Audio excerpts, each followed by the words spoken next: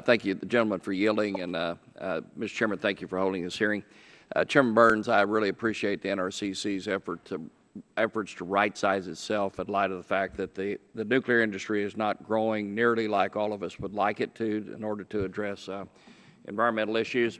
But I am concerned that while the NRC talks about trying to right-size itself, it does some things that sort of take your breath away. For instance, 2 days before the end of the fiscal year last year, it signed a $20 million contract for new office furniture. Let me read. It was acquire office systems, conference room, and ancillary furniture. That's $5,500 per employee. That's just amazing. So at a time of increased budget scrutiny throughout the agency, how does that kind of a contract justified? Well, will it replace every person's furniture? I'm not sure that it's replacing every person's furniture. What we have been doing is we have been reducing the footprint of the building in the buildings that we're in at White Flint. So we and part of that contract is to restack the buildings to get more employees into the White Flint 1 and 2 buildings and reduce our footprint in the third building. I mean, how do you know, most taxpayers, hardworking American family taxpayers, have seen their family finances get worse off in the last 8 years. How do we justify this to the taxpayers? Well, our budget has been reducing over the last few years. The fact of the matter is we do need infrastructure to accommodate our staff that we do have. And I think this, I'd be pleased to provide more detail for the record on this particular contract. No, I just say it looks bad. 2 days before the end of the fiscal year to sign a $20 million contract just has a really bad odor to it. Yesterday, the House Energy and Water Appropriations, or the House Appropriations Committee, approved the FY17 Energy and Water Appropriations Bill and sets the NRC funding at $936 million, and $20 million of that is for the Nuclear Waste Fund for Yucca Mountain activities. This funding level seems to be sort of the right fit when you look at the NRC's projected workload and still allows it to fulfill its mission.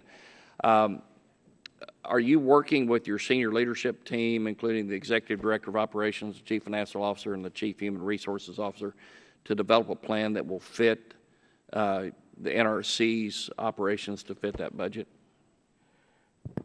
Yes, we work with our EDO and CFO and our OCHICO director to assure that we implement the budget that we get. What I've identified is from the President's budget, which was a 970 excluding the IG, is that we've identified through the Project AIM initiative about $31 million in additional cuts, which brings us down. I haven't fully understood or looked at the House mark. I would say we need to analyze that some. I'd have some concerns, but there may be areas in which we can accelerate some of the additional savings we identified in Project AIM into the following fiscal year. But we work, I think, very hard and very responsibly in implementing those, whatever budget mark comes out in the end. In looking at your budget request for fiscal 17, we note that you, as you said a minute ago, that you reduced your budget request from $990 million, excluding IG, to $970 million, but 3/4 of those savings came from the integrated university program, and that's the spending on basic research that provides the seed cord for future advanced nuclear reactor technology. I mean, it seems to me like we're hurting ourselves in the future by the way the NRC designed its budget. We ought to be maintaining those investments and taking that from the other less essential areas. Don't you agree with that?